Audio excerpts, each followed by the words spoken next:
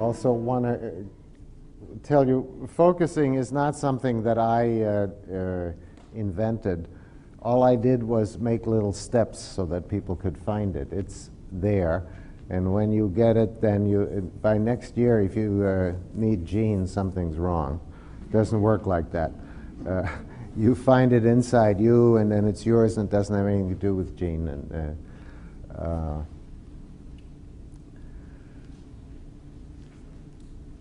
So first I want to introduce focusing a little bit,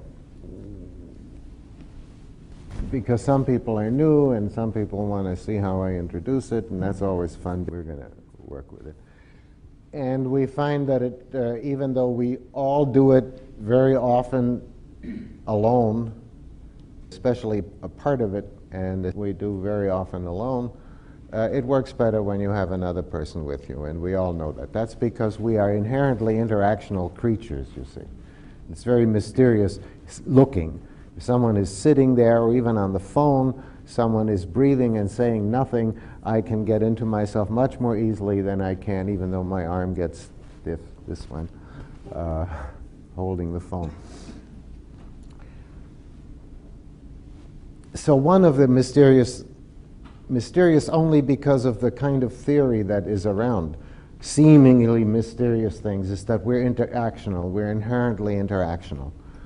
And when we're alone, then we have to interact with ourselves, and we have to keep making the responses. And focusing is a dialogue between this and the body. It's a dialogue. We have to keep, and it's just very much deeper and easier if you have somebody there. So we partner people now from the start. The second mystery about it is that the body is not at all what they teach us in school about the body. The body is something completely different. The person and the body are one system together. The person suffuses the body, every part of the body. People who know a lot about feet and the sole of the feet tell you that you can tell everything about a person from the sole of the feet. Experts on any part of the body can see a great deal, from your walk, from your posture, from any of your organs. The gynecologist knows how you're doing in therapy. Really. Checked out many times. Every part of the body is actually suffused, I say, because any link here. Every part of the body is in some way involved in living.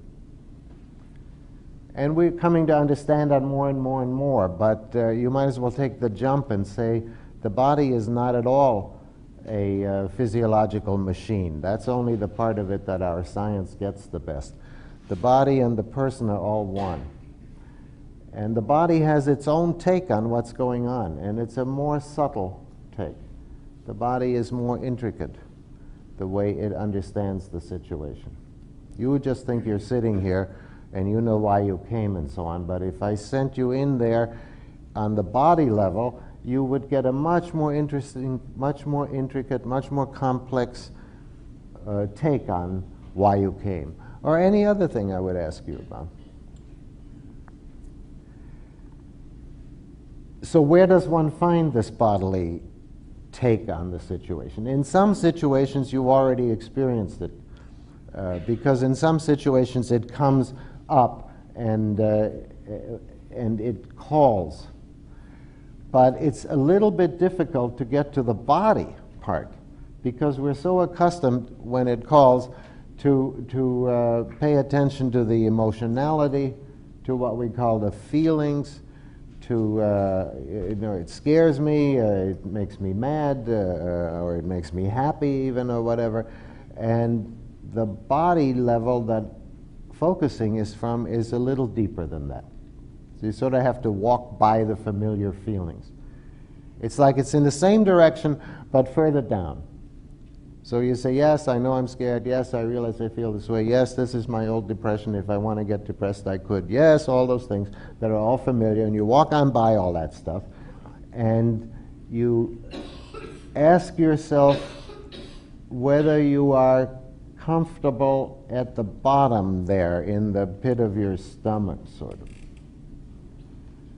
And typically, if you're working on a problem, you already know you're not comfortable, but all the same, it's where you are broadly uncomfortable when you have a problem. That's where it starts. And that happens to be a place that if you are easily in touch with it, you're taught to pass it by. It feels like, oh, well, that's just something. That's just indigestion, or that's just confusion, or that's just discomfort, but I can manage. Well, right there, where it seems very unpromising, when you get there, you're going to say, this is this great mysterious entrance to all this stuff. If it's not familiar to you, you're going to say, this is nothing. Especially if you're a very sophisticated, developed person, you're up here, you can say all these fantastic things about yourself, and down further, you're familiar with some complex feelings, and now I want you to go one more step and stand in front of this "ba."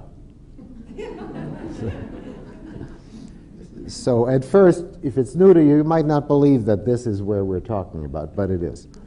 That's where we're talking about, where in spite of all the things you know, all you can really do there is say, How does it feel? Well, not exactly, nor, But does it feel nice and comfortable? Well, let me see. I mean, up here, I know I'm not nice and comfortable, but if I go down there, am I now nice and comfortable? Well, I think I'm all right. I'm doing fine, but on the other hand, I have to manage this whole scene, so I can't be too comfortable. So I'm talking from my head. I'm telling you, I know myself. I'm probably, never mind that. Let's go down and see. It doesn't take very long.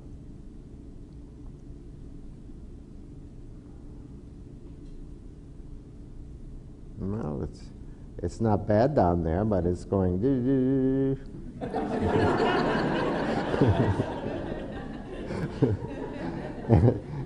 and it's got several things. It's sort of like the present moment here, don't talk too long, it says, but then it has little strings going to other things that aren't quite resolved, and we'll look at those later. But it likes the fact that I came, see? That was okay. Now, I'm very practiced at this, but so I can do it very fast. It doesn't typically go that fast. Almost everybody needs, say, a minute or two at least of some kind of quiet to come in here.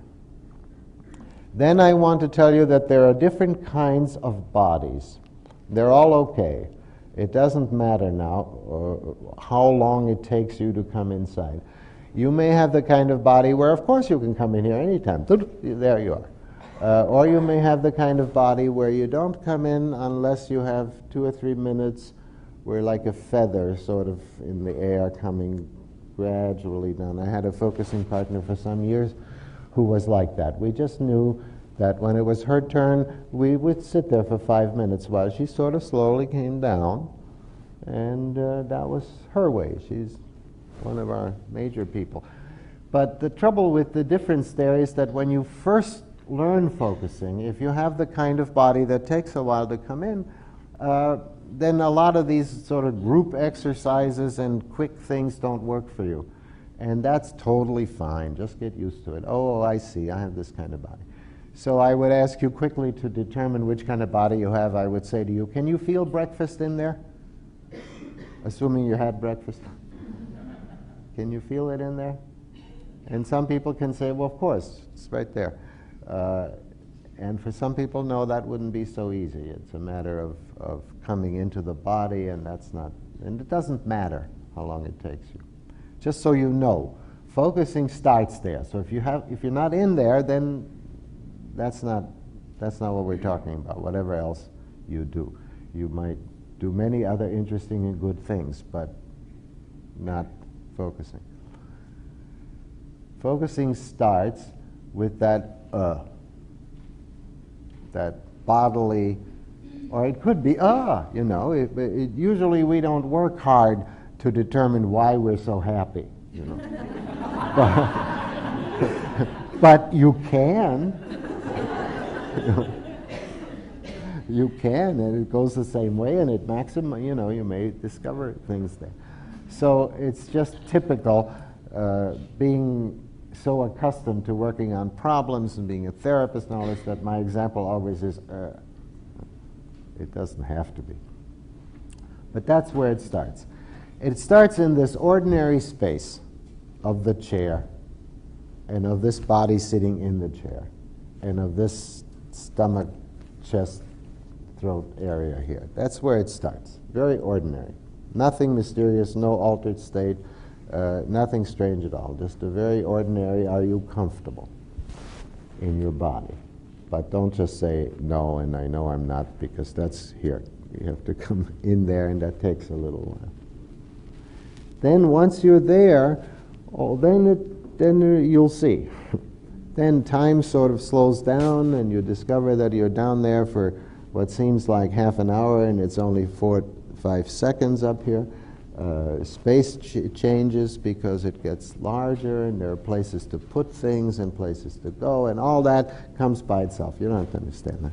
I only say it so you don't too quickly think we're talking about some other process that you already know, so you can check yourself. Fine.